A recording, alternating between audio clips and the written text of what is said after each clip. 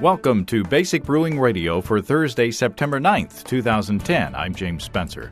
Here at Basic Brewing Radio, we're all about home brewing. But this week, we talk to the owner and the brewer of the Keg and Barrel in Hattiesburg, Mississippi.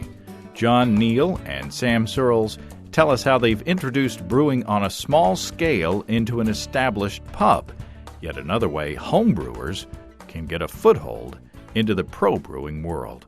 If you're new to home brewing and would like to get into the hobby for the first time, check out our website, basicbrewing.com, where you can find archives of our audio and video podcasts and our DVDs to walk you through basic and more advanced brewing techniques. And on Twitter, you can find me on Basic Brewing, all one word. You can find me on Facebook at facebook.com/basicbrewing.james. And you can find our show page at facebook.com/basicbrewing. Thanks again to everybody clicking on the Amazon.com associate link on our basicbrewing.com site. Whenever you think of Amazon, think of us and click on our associate link first. It won't cost you any extra, and you'll be helping us to bring you the show, and we appreciate your support. We also have associate links for Brew Your Own magazine and the American Homebrewers Association on our site, too. And you can find our Basic Brewing iPhone app on the iTunes Store or the App Store. And we're on BlackBerry podcast directory, too. Let's take a quick look into the mailbag. Steve from down south has a comment to add to our conversation about trisodium phosphate, or TSP. Steve says, a product that I use down under is Pink Stain Cleaner. It's a chlorinated trisodium phosphate and is absolutely brilliant for all types of brew day cleaning tasks. I use it especially for cleaning my bottles and any other glassware other than those used for drinking from, but you must rinse everything. Steve says, I have not experienced any of the problems mentioned in your podcast. Well, thanks, Steve. If you'll remember from the past couple of weeks, we had a listener who was asking about the use of TSP because it was apparently doing a great job of cleaning his gear, but it was also taking off layers of flesh from his hands. It sounds like the Pink Stain Cleaner is a good balance of effectiveness without the skin-dissolving aspect of the product. I've had several email messages about the story circulating about the discovery of the world's oldest beer, or at least what it's being called the world's oldest beer, the beer that was found on a shipwreck in the Baltic Sea. They found dozens of bottles of 200-year-old champagne, apparently, and a small number of bottles of beer. They say that the yeast is still active in the beer, and apparently one of the bottles broke on the way up, and it's reported that a dark fluid seeped from the broken bottle, and they tasted it, and that's how they knew it was beer. So that stirs the imagination, doesn't it? Paul from Salem, Massachusetts writes on that topic, based on the article, it seems like it may be an example of a true Russian Imperial Stout. It also mentions in passing that it may have an active culture. I wonder if Dogfish Head will try and culture this strain to further authenticate and publicize their ancient brews. Paul says, I know I would personally love to play around with a yeast like that to see what properties it might have, not to mention see what 200 years at near-freezing temperatures has done to the beer. Yeah, that's lagering. Now that is lagering for you. That kind of... yeah. If you want to test the effects of lagering, put a beer at near freezing temperature for a couple of centuries and see what happens. Russian Imperial Stout or Baltic Porter, if it was found in the Baltic Sea, I don't know. I would also love to play around with the 200-year-old yeast, and I wonder if they'll find evidence of beer spoiling organisms in there too. And I agree. I'm sure that Sam Calagione from Dogfish Head is already on the phone with the salvage crew, getting samples, sending them to a lab and all that such. I also got several links to the story about antibiotics found in ancient beer. This note comes from Chip in Greenville, South Carolina. Chip says the ancient Nubians, they lived near Egypt about 2,000 years ago, were consuming antibiotics in the form of tetracycline. in their beer regularly. The yeast that produces the tetracycline as a byproduct yields a nice golden color in the brew.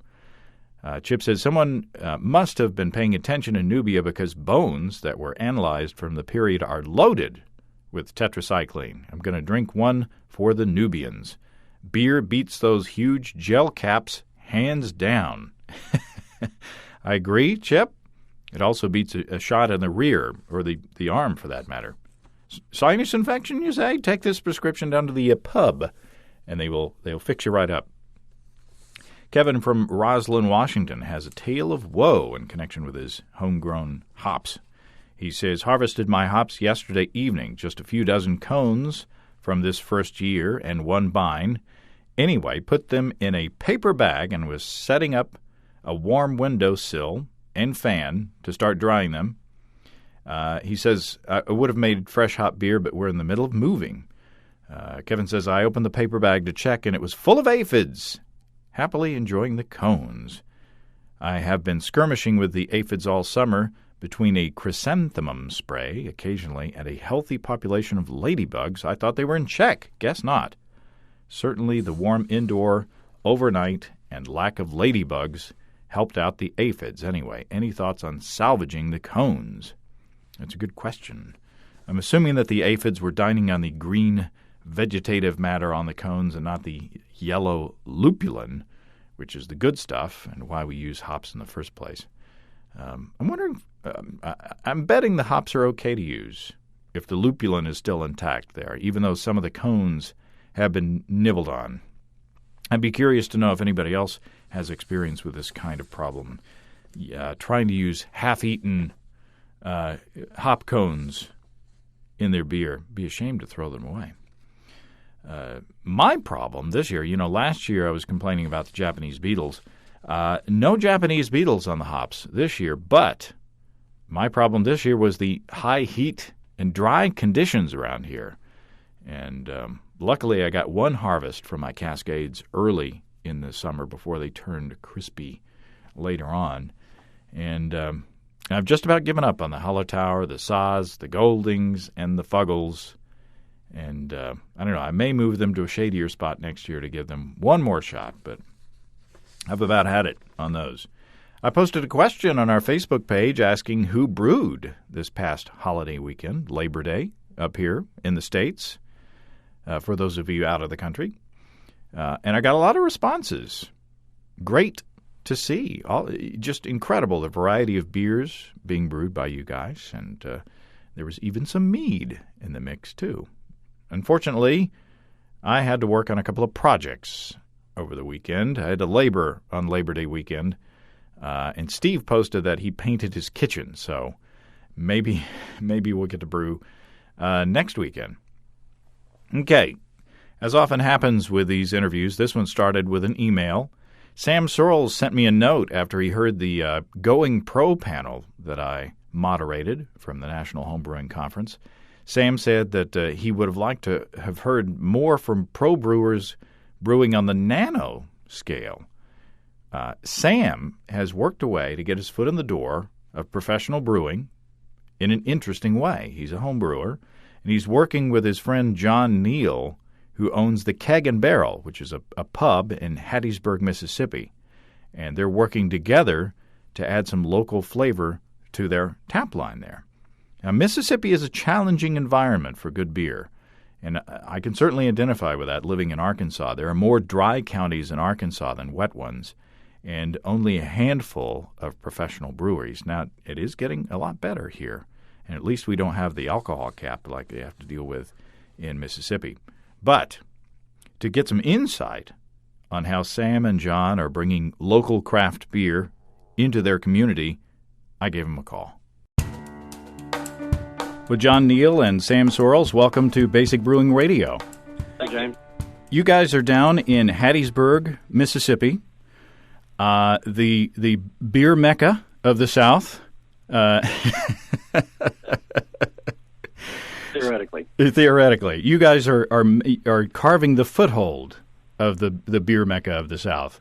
You guys are pioneers in that area, right? I would say yes. Well, first of all, let's start with the brewer. Let's talk to Sam. And Sam, give me some background on your history as being a brewer. Well, it goes way back. I started playing around with fermentation even in high school, and it was within our labs, so it was legal. It was terrible, and years later, I got into making wine, and I realized I more often was drinking beer than I was drinking wine, so that led to beer making, and about 20 years ago I made a batch, and this was not one of the pre-hop versions. It was actually, you had to add hops. It was a German beer. I still have the label from that beer. And the next time I brewed was about 5 years later, and a buddy of mine and I did a lager, and not a lager, but a light ale, and then about 4 years ago, I really got into it. I took up the hobby full force, and I've been hooked ever since. And John, give me some background on your business, on the Keg and Barrel. Well, we opened in '05, April of '05. My concept was a 50 tap draft system, non-smoking. We're in about 110-year-old home, and I really didn't want to destroy the home with smoke. So it was at that point the city council hadn't decided on smoking or non-smoking yet. So we decided to go non-smoking, and had very small kitchen with very limited food options, with about 50 drafts and about 50 bottles, and struggled quite a bit the first couple of years. What I learned is that females drive the market, because let's be honest, if your wife doesn't want to go somewhere, you're not going. If your girlfriend doesn't want to go somewhere, you're not going. And if you're single, you want to go where the girls are. Theoretically. So I took a trip to Durango to do a little research about 3 years ago, and realized I went to the Steamworks Brew Pub, and I saw that those guys in the middle of Colorado, where there's a tremendous amount of craft beer drinkers, if they sold alcohol and wine and other people's beers and had a large kitchen, I probably should too. So again, we got a liquor license, expanded our menu, and I increased sales, literally within a week or two by 40%. So just keeping people there longer, and obviously bringing more people in. The people that were coming stayed longer, ate, had another beer or two. So anyway, at this point we're hopefully successful. And at what point did you think it would be a good idea to bring in a brewery into your establishment? Well, like you said in the beginning, we're kind of starting the craft beer movement here, and I just really thought that was the next step. I mean, Sam and I just, I've got so many friends from the pub now that he and I just became close, and over a couple pints over a couple week period, we decided that we would start this endeavor, and it's been fun. Like I said, what we'd like to do eventually is have a 5-barrel system at this point, and I'll let Sam elaborate on the brewing. But at this point, we're our capacity is a whopping 25 gallons. So a glorified home brewing, essentially. Pretty much, pretty much. But Sam, why did you decide to start that small? I mean, did you have your sights set on a bigger system at first? We did. We looked at some bigger systems, what was available new and used, and some of the best prices we could find was about $25,000, and at the time it just seemed cost prohibitive to get into that kind of debt in a business that you weren't sure if it was going to survive or not, especially here in South Mississippi. So we kind of threw it out and dismissed it, and then several months later, I heard your podcast with Worth Brewing, and then communicated a little bit with Peter of Worth Brewing, and realized, he's got about the same system that I had, and he's got a nicer version of it. But we decided, well, this is doable. We could start this way, and if it goes, if demand pushes it, we could go bigger, and if not, we won't lose our shirts. So this is actually your home system that you're brewing on? It was. Originally, I was going to build a 3-tier system. I was actually in the process of building it when I heard the podcast. I was building either a 2 or tier system. I didn't want to buy 2 pumps, and it was just economical for the house. And when I heard the podcast, I started looking around, and I found an example of the Brutus 10, and I said, well, I can easily modify mine. I just laid it on its side and cut 2 tiers off of it, and added the burners, bought some pumps, and so there I am. I basically have a Brutus 10 without the electronic control, and as fate would have it, I built the electronic control. I'm educated in electronics. That's my background, but so I just haven't implemented it yet. So, is this your full-time job now, being the brewer for the Keg and Barrel? No, it's not. I brew every other weekend, and I was brewing once a month at home, and now I've doubled it, and I've somebody else buys the supplies for me, and I brew the beer, and it's great. So, John, you guys have been doing this for a couple of years now, right? What's been the response? Very, very good. I mean, quite frankly, we run out of our beers very quickly, but again, that's fine. You'd be amazed at the amount of people that are into craft beer, and even in states that you wouldn't necessarily consider, craft beer havens. So initially, the response has been fantastic, and I shouldn't say initially. We're 2 years into it now. So basically, we're just, Sam. The math has to be there. Can at what point can we afford Sam full time? And initially, obviously, my food and other beer and alcohol sales need to be able to pay for him until we get that system and start brewing enough beer and start selling enough beer. So, I would hope in the next year and a half that we could do that. So this brewing at this scale is just an interim solution at this point. Right. We just basically wanted to see if how many people were interested in it. And again, with 50 beers on tap, there are plenty of people here that are interested in it. It's just a matter of time before until we get go to the next level. So when you guys opened, you say you pretty much doubled the amount of craft brewers in Mississippi, right? Yes. I mean, there was nobody. Even now, I'm not sure.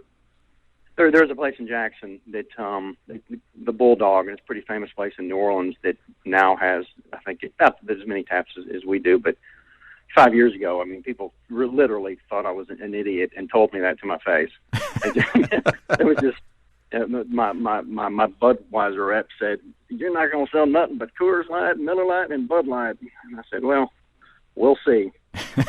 So the Miller owner, local owner, thanked me about 2 years ago because I've increased his taps on his products tenfold. So. Of course, he's not giving me any discounts for that, but. So what? You guys are. You said that there's only one other craft brewer in the state, right? That's correct. Down in Mississippi Gulf Coast, Kiln, Mississippi. It's Lazy Magnolia, and they're up to I think they're doing, I don't know, about 12,000 barrels. Hmm. I don't know, 3 years ago they won a bronze in the World Beer Cup for their Southern Pecan. Huh. They're in Louisiana, Mississippi, obviously, Tennessee, Georgia, Florida. So they've really done well for themselves, and they actually, I think they opened about a month or two after I did. So I can still claim to be the first beer guy, I suppose. So Sam, as I take it, home brewing itself is still illegal technically in Mississippi, right? It is, and I think you've talked to Butch Bailey. Butch Bailey, out of our homebrew, our beer club group here at the Keg and Barrel, we Raise Your Pints has developed, and one of the things that they're trying to change in Mississippi is is trying to make homebrewing legal. But as far as I know, there's never been a case where someone was arrested for home brewing. So, but in that environment, how was it? Was it easy to set up a professional brewery with state regulations and local regulations? What kinds of paperwork and hoops and such did you have to jump through? Well, the funny thing is, in the state, it was very easy. They just don't know how to handle breweries. We have laws on the book about it, but so they don't. It's not very stringent. It's not difficult to do.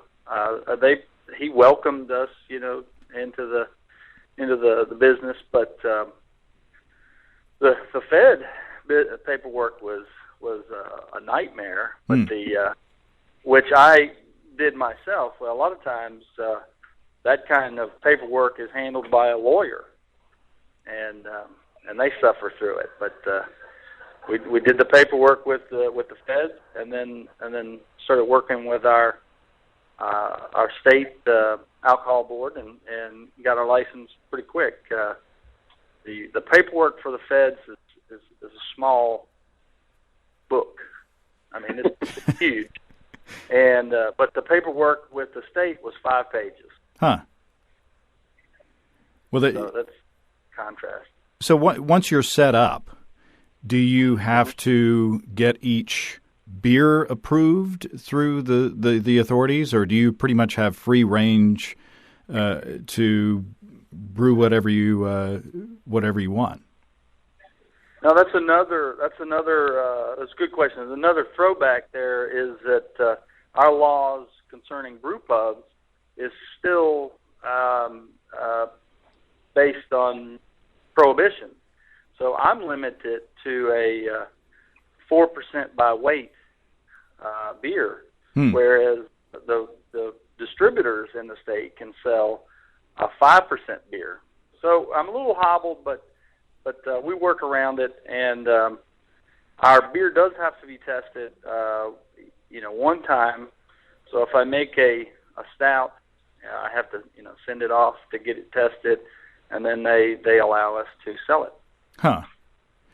So everything that you make is basically a session beer. That's right. That's correct. Now I've made other beers that are above 4%. We can experiment. We just can't sell it. Huh. Yeah, we at times quote unquote experiment. And that's for do you have taste panels to evaluate your experiments? We've got a rich beer club at the Keg and Barrel. We meet once a month, and everybody brings in beers from out of the state that you can't get here, and so we at times will have panels to taste to make sure our imperial stouts are where they need to be. That's just for the future, though. When they do change Absolutely. the law. when Butch Bailey and Raise Your Pints changes the law, which we think it's an election year, unfortunately. So we don't think this year, but we've gained a lot of momentum, and I believe 2 years we'll be in there. So can you do growlers, or is it just on tap? Yes, just on tap. Unfortunately, no growlers. Again, that's something we hope to change in the future. But considering where we are, we're definitely tied more than anybody, I would suppose. So, Sam, what kinds of beers are you able to play with at that level? Well, there's a lot of beers that we can do. In the 26 times I brew, I probably have done, this year, the 26 sessions that I've brewed, I've probably brewed 13 different types of beer. But anything from, seasonal beers, nearly everything for us is seasonal. So a pumpkin ale, I do an amber, we do stouts and pale ales. We have a lot of examples of pale ales at the Keg and Barrel, so I don't have to try to compete with them. It's hard to compete with the Sierra Nevada. It's just an excellent beer. So One thing we do, we turn it into an experiment, and we do a one-hop pale ale. So every month, every time I do it, it's a different beer. Oh, very nice. And so the beer crowd, the geeks, they love it. They like to see, what's new, what's different. But there's a lot of styles that you can still do that's under 5%. And being sort of a small batch brewery, you can afford to experiment with batches like a single hop ale or something like that. If they don't turn out, you're not set back very much. Right. I don't have to blend. I don't have to brew, something else and to try to fix it. I can. If it doesn't sell, I'm not at a big loss. Now, part of the you're taxed on what you brew, and then of course you're taxed on what you sell as well. If I brewed something that didn't work out, we could have it. Get our taxes back on that beer, but what we're talking about is pretty small. So what is you've talked about your brewing setup. What about your fermentation setup? How are you fermenting, and how big are your batches? I do. We started out with a kegels, 3 kegels. So I was double batching, just like the guy with Worth Brewing, Peter. He double batches into a fermenter, the 27-gallon Blickman, and it does, that serves our purpose right now perfectly. It's expandable, so if and when we get to needing a larger volume, we can get the expansion and fill that up. I now have instead of the kegels, I have 3 30-gallon pots. It allows me 25 gallon boil. So I go into the fermenter with just over 22, 23 gallons, and we keg out of that 20 gallons. Wow. So you're a step above the average homebrewing system, I'd say, at this point. I am. I have run into people who say, "Oh, I just brewed 35 gallons yesterday," and I have run into home brewers who have bigger systems than I have. But, I don't know why in the world you would need 35 gallons at home, but you can find a use for it, I'm sure. So John, how does this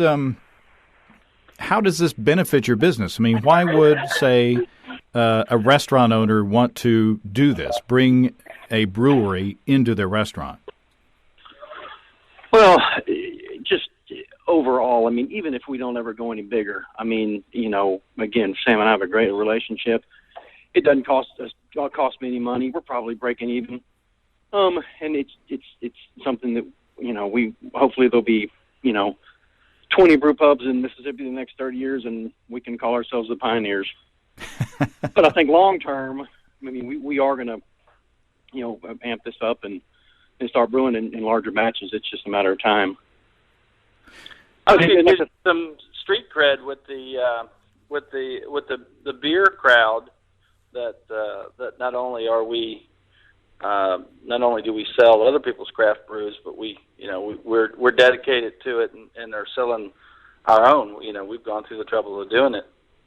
What's huge for me is just being part of the movement and being kind of the Keg and Barrel, kind of the leader of the movement. So if we need to do things that are maybe not quite as profitable, we're going to do that to increase the craft beer movement in this state. And it's got to give you, like you said, some street cred with the craft beer guys. And for beer lovers, they can find things at your place that they can't find literally anywhere else in the world. That's accurate, which is fairly ironic, I suppose, considering our crazy laws and crazy limitations. But so anyway, we love what we do, and we're passionate about it, and I think that comes through. So, is there anything that you would say, any sort of guidelines or any pitfalls, or if there's a bar owner or a restaurant owner or a pub owner out there who wants to do this kind of thing, what kind of advice can you guys give them? Yeah, I don't think there's any pitfalls in the Nano brewing. I mean, to be honest with you, we don't have, a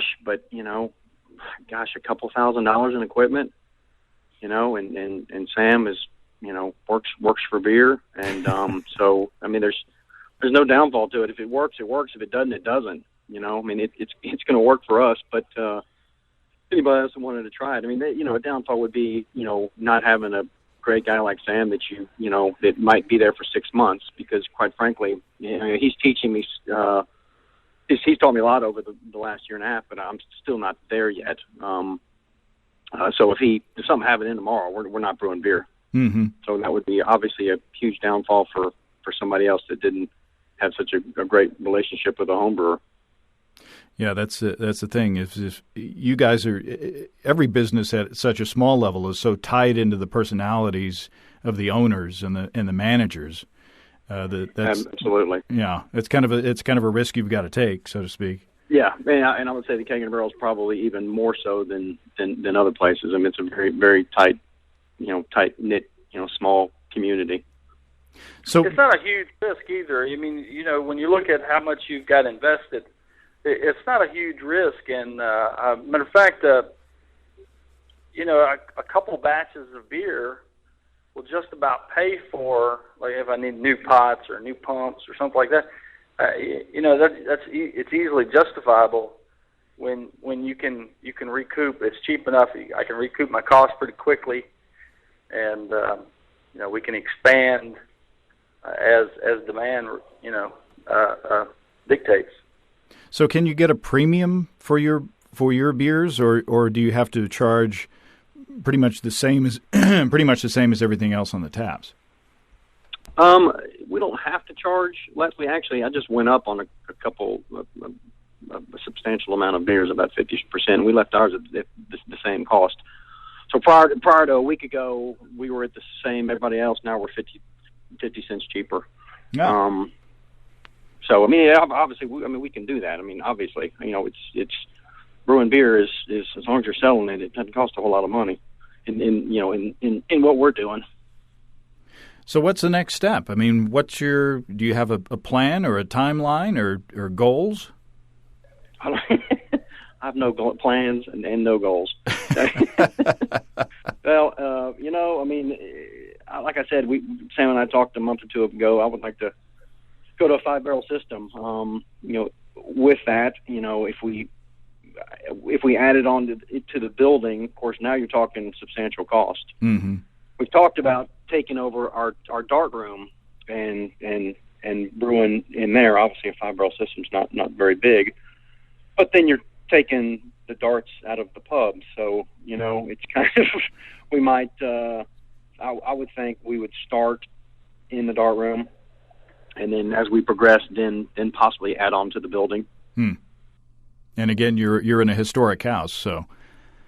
Yeah, I am in a historic house, but I'm not in a historic zone, so that would not be an issue. But I take a lot of pride in this place and what it looks like. So obviously there would be more cost associated because we're going to do it correctly. I'm not putting a tin structure on the side of this beautiful house. Right. Well, this is outstanding. I mean, it certainly makes sense. I mean, it seems like breweries starting up have a good chance of not succeeding, frankly, and restaurants starting up and pubs starting up have a good chance of not succeeding.